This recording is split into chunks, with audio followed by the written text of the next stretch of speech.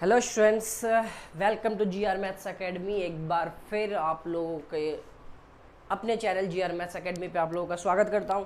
और आइए आज हम बात करेंगे एनसीईआरटी मैथमेटिक्स क्लास 12, ठीक है, जो कि बहुत ही इंपॉर्टेंट एक तरीके का आप फाउंडेशन समझ लीजिए। ये आपके फ्यूचर के लिए भी बहुत इंपॉर्टेंट रोल करेगा अगर आप इस पे बहुत अच्छे तरीके से अपने आप को इस डेडिकेट करते हैं, क्योंकि ये आप भी बेहतर जानते हैं और मैं भी जानता हूँ। एक्चुअली ये सारी बातें जानते हैं कि क्लास 12 के मार्क्स शीट पे जो मार्क्स छपते हैं ना, वो हमारे 1 साल के नहीं, वो 12 साल की मेहनत होती है।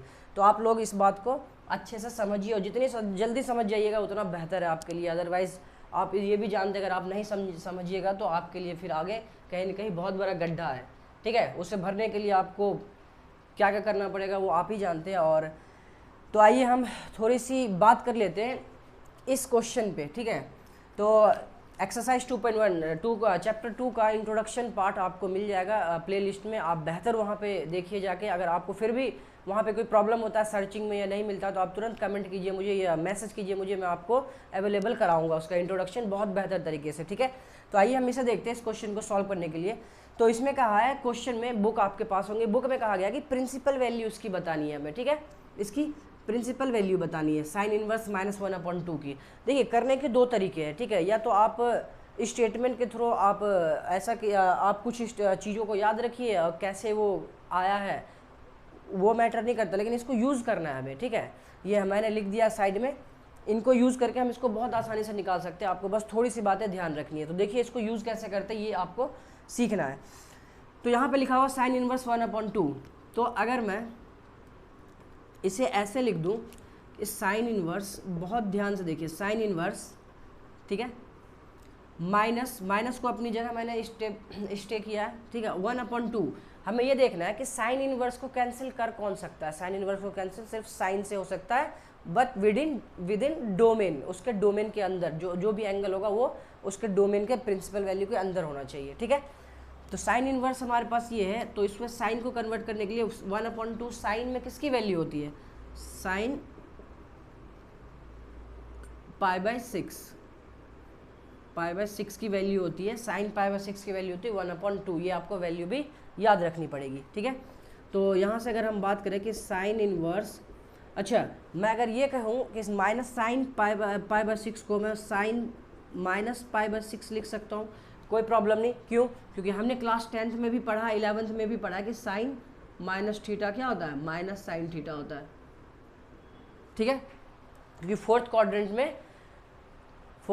में क्या होता है, कॉस और सेक प्लस में होता है, बाकी सारे माइनस में होते हैं। ये बात आप बेहतर जानते होंगे क्लास 11th के लेक्चर से, ठीक है। तो देखिए यहाँ पे तो हमने क्या लिखा, इसको sine minus theta minus sine theta, मतलब कि इसको हम ऐसे लिख सकते, कोई प्रॉब्लम नहीं है। तो आप बहुत ध्यान से एक बात समझिए, साइन इनवर्स, साइन अगर इसे मैं थीटा मानता हूँ, ये मेरा एंगल है, एक्स और थीटा दोनों एंगल को रिप्रेजेंट करेगा, ठीक है। तो आप उसको ध्यान रखिएगा, साइन इनवर्स साइन एक्स। मैंने कहा कि sine inverse sine x equal to x हो सकता है, ये एंगल हो सकता है, लेकिन हमें ये देखना पड़ेगा, ये ध्यान रखना पड़ेगा, अब इसकी ज़रूरत हमें पड़ेगी। साइन इनवर्स साइन एक्स बराबर एक्स मैंने लिखा है, बट एक्स कहाँ होना चाहिए, एक्स -π/2 से π/2 के अंदर होना चाहिए, ठीक है। या तो -π/2 इंक्लूड होगा, दोनों -π/2 और π/2 भी इंक्लूडेड है, ठीक है।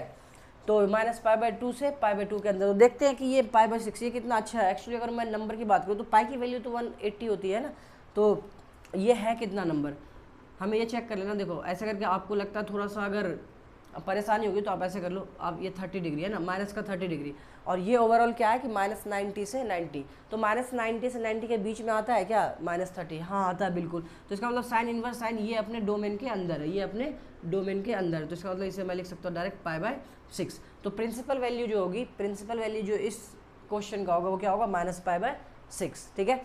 देखते हैं इसको कैसे अप्लाई करते हैं हम। तो यहाँ पे भी मैं ऐसे करके लिख दूंगा कॉस इनवर्स √3/2। कॉस में किसकी वैल्यू होती है, कॉस में होती है कॉस π/3 की, कॉस π/3 की नहीं, π/6 की ही होती है, ठीक है। √3/2 π/6 की ही वैल्यू होती है, ठीक है। आप इस बात को ध्यान रखिएगा।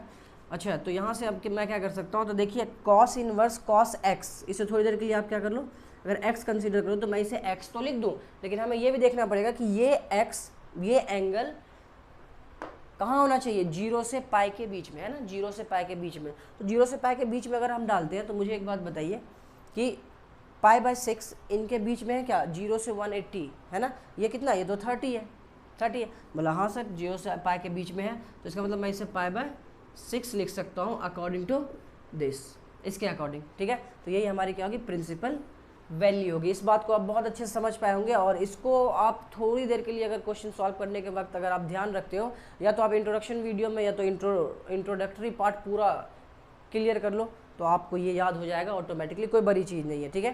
आप जानते हो कि ट्रिगोमेट्री का जो कहानी बनती है, ट्रिगोमेट्री का एक तरीके से आप बोल दो उसकी आत्मा जो है वो उसके फार्मूले हैं, विदाउट फार्मूला वो कुछ भी नहीं हो सकता। तो इसलिए आपको इस बात का ध्यान रखना पड़ेगा, ठीक है। चलते हैं नेक्स्ट क्वेश्चन पे। So pause the video and note it down.